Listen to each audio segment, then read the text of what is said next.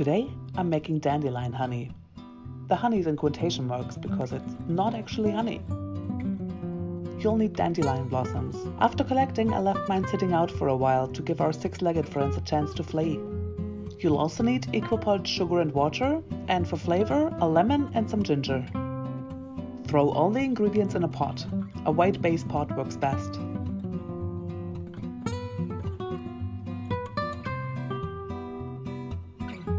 Now move it over to the hob. Put on the heat until things come to a boil, then reduce to medium heat and simmer for about 30 minutes.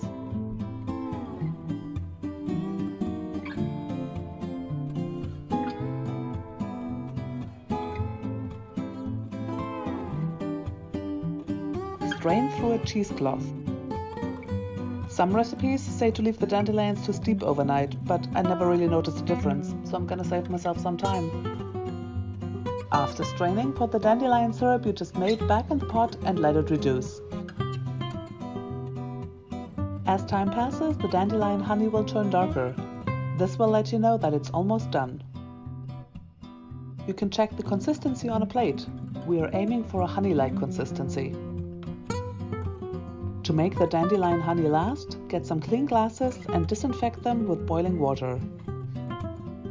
Watch your fingers as everything is very hot. A kitchen towel soaked in cold water helps.